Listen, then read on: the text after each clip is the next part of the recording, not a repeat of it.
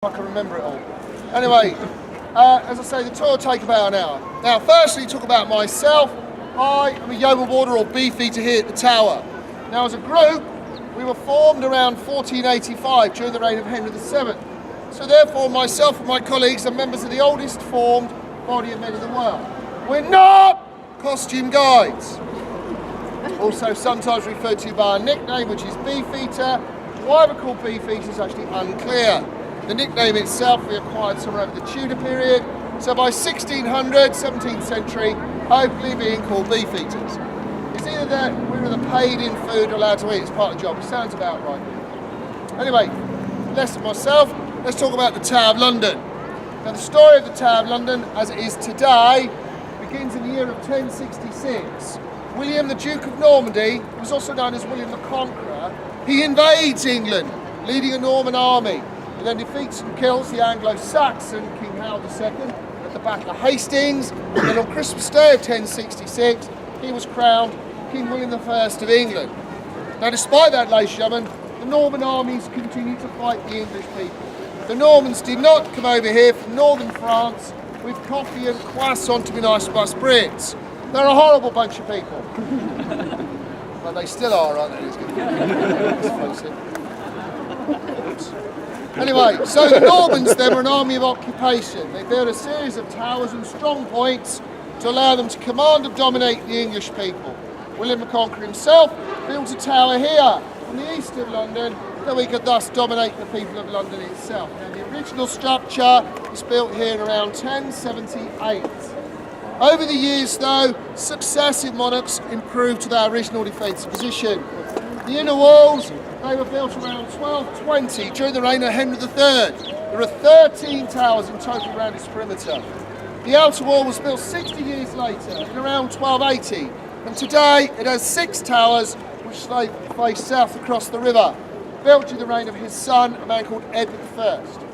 So a quick pop quiz, how many towers the Tower of London? 6. 12. Did you get 12? Just making numbers, he's just making things up, all right? Yeah, you're from Essex, so Anyway, so no, there are 6 on the outer wall, 13 on the inner, with a central structure. There are 20 towers in total on the Tower of London. Although years ago there had been more towers. But inclusive of those 20, as well as those 20 towers, there are also 2 large bastions in the north. You can see Leggs Mount there, and there's Brass Mount on the other side. Now they were built during the reign of King Henry VIII, mainly for the use of cannons. Finally, surrounding the entire fortress, this grassed area here, was the moat. The moat was built with the outer walls during the reign of Edward I, constructed by an expert he brought over from the Netherlands called Master Walter. Now originally this moat was 120 feet wide by 15 feet. Has anyone lost a child?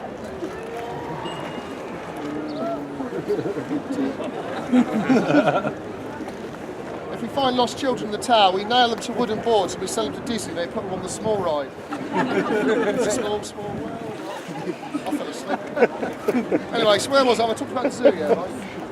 Okay, a bit further back. So, originally, ladies and gentlemen, the moat was 120 feet wide by 15 feet deep. And indeed, this tower to my right, the middle tower, that's called the middle tower because it used to stand in the middle of this moat. The moat itself served a dual purpose here at the Tower of London. Obviously, it was a line of defence to the tower, and also seconded as a catchment area for all the filth and waste that came from the tower, but also the local area. That also included all the toilets. It all used to come in here, ladies and gentlemen. So then, twice a day when the River Thames was at the high tide, they'd open sluice gates. There'd be one in the area here, one on the far side. That would allow tidal water of the River Thames to wash around this moat and flush out all that filth and waste and sewage back into the River Thames. It would then go down the River Thames, across the English Channel, and wash up on the coast of France! Sorry, I got carried away. There's nobody here from France today, is there? Oh, just as well. Rules all the jokes. No, don't mess with the Germans, though. They really will get you. They're not a funny breed at all. Now, ladies and gentlemen, the moat itself worked very well over the years, but as the population of London increased, the amount of sewage going in our moat also increased. The system failed. So we eventually made here the biggest, stinkingest cesspool in Europe, but obviously the tower's best line of defence. So in 1843, the moat was drained and filled to the level you see today. So there's the construction.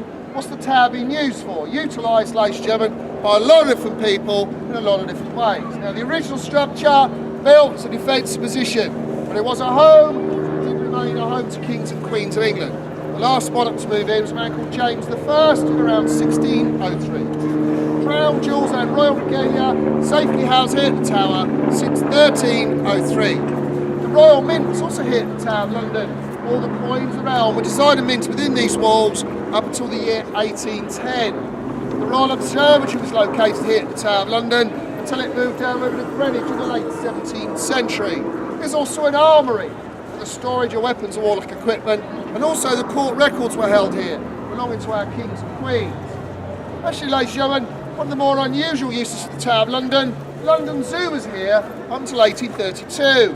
Now, London Zoo is in an area called the Lion Tower. The Lion Tower used to stand just here behind me where that shop is now. In fact, you can still see the remains of the drawbridge just here.